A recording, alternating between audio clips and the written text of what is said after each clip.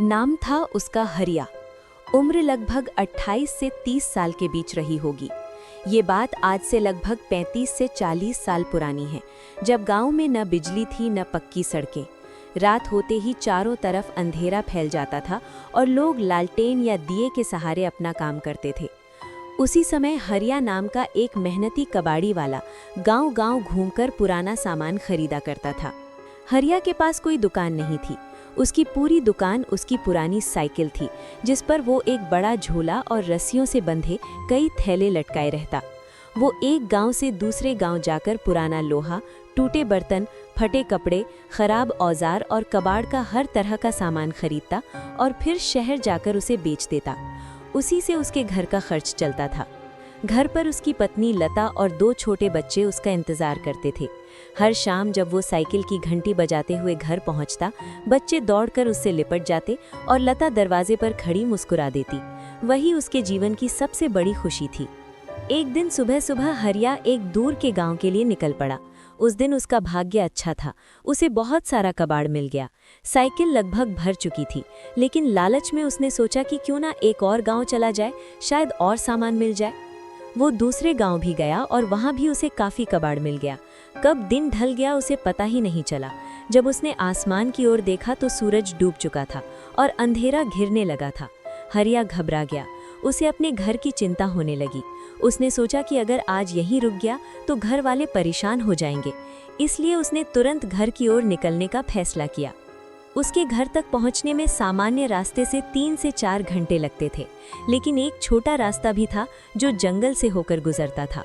वो रास्ता खतरनाक माना जाता था, खासकर रात के समय। पर समय बचाने के लिए हरिया ने वही रास्ता चुन लिया। रात के करीब 10 बज रहे थे जब वो जंगल के पास पहुंचा। दूर कहीं उसे लालटेन जैसी हल्की रोशनी दिखाई दी, जिससे उसे थोड़ी हिम्मत मिली। लेकिन जैसे जैसे वो जंगल के अंदर बढ़ता गया, रोशनी गायब हो गई और चारों तरफ घना अंधेरा छा गया।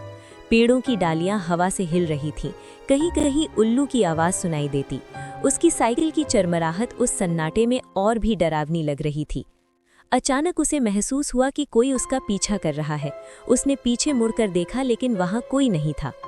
थोड़ी दूर आगे बढ़ने पर उसे एक अजीब सी बदबू आने लगी, जैसे कोई सड़ा हुआ जानवर पड़ा हो। उसने खुद को समझाया कि शायद यही कारण होगा। तभी उसे पेड़ों के ऊपर कुछ हलचल दिखाई दी। उसने ध्यान से देखा तो उसका दिल जोर से धड़कने लगा। एक लंबी बिखरे बालों वाली बूढ़ी औरत एक पेड़ से दूसरे पेड़ पर कूद रही थी। उसकी हरकतें इंसानों जैसी नहीं थीं। चांद की हल्की रोशनी में हरिया ने उसकी लाल चमकती आंखें देखी। उसका चेहरा काला और डरावना था। हरिया का गला सूख गया। वो समझ गया कि ये कोई सामान्य औरत नहीं हो सकती। डर के बावजूद उसने साइकिल तेज चलानी शुरू कर दी। वो मन ही मन भगवान का नाम लेने लगा। कुछ देर बाद पेड़ों की हलचल बंद हो गई। उसे लगा शायद ये उसका भ्रम था, लेकिन तभी उसे महसूस हुआ कि उसकी साइकिल पहले से कहीं ज्यादा भारी हो गई है। उसने सोचा कि शायद थकान के कारण ऐसा लग रहा है। वो थोड़ी देर आराम करने के लिए रुका। जैसे ही वो साइकिल से उतरा, उसे अपने पीछे किसी की गहरी सांसों की आवाज़ सुनाई दी। उसने धीरे से पीछे देखा पर कोई नहीं था। वो और घबरा गया। पास की झाड़ी में जाकर वो पेशाब करने लगा ताकि थोड़ा हल्का महसूस करे। जब वो वापस मुड़ा तो उसका खून जम गया। उसके सामने वही बूढ़ी औरत खड़ी थी। सफ़ेद लंबे बाल ज़मीन तक लटक रहे थे। चेहरा काला और विकृत था। उसकी लंबी नाक और लाल आंखें अंधेरे में चमक रही थीं। उसने काले रंग की शॉल ओढ़ रखी थी और हाथ में एक बड़ा गंडासा था। वो हरिया को घूर रही थी और धीरे धीरे उसकी ओर बढ़ रही थी। उसकी हंसी जंगल में गूंज रही थी। उसने अपनी लंबी जीभ बाहर निकाली और इशारे से हरिया को अपने पास बुलाने लगी। हरिया समझ गया कि ये कोई भयानक चुड़ैल है। उसकी टांगें कांपने लगी, लेकिन जान बचाने के लिए उसने पूरी ताकत से दौड़ लगा दी। साइकिल वहीं छोड़ दी। पीछे से चुड़ैल की भयानक आवाज़ आ रही थी। वो हवा में तैरती हुई उसका पीछा कर रही थी। हरिया जोर जोर से भगवान का नाम लेता हुआ भाग रहा था। गांव की सीमा अब पास आ चुकी थी। जैसे ही उसने गांव की जमीन पर कदम रखा, पीछे से एक भयानक चीख सुनाई दी। चुड़ैल की आवाज़ गूंजी, रुक, मुझे बहुत भूख लगी है। अगले ही पल वो गायब हो गई। हरिया सीधे गांव के मंदिर पहुंचा और वहीं बेहोश हो गया। सुबह जब उसे होश आया तो गांव वाले उसके चारों ओर खड़े थे। उसने कांपती आवाज में पूरी घटना सुनाई। गांव के एक बुजुर्ग ने कहा कि वो जंगल मांस नोचनी चुड़ैल का है और जो भी रात में वहां जाता है वो वापस नहीं आता।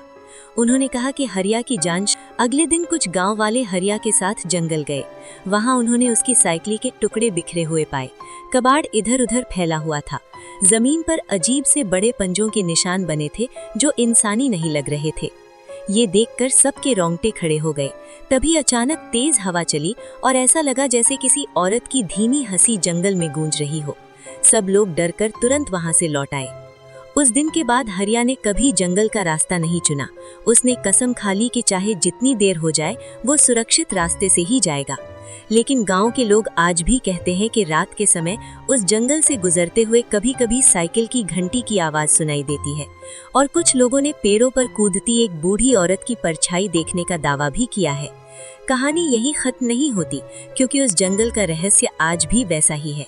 जो भी वहां रात के समय अकेला जाता है वो लौटकर कभी उस रास्ते का नाम नहीं लेता।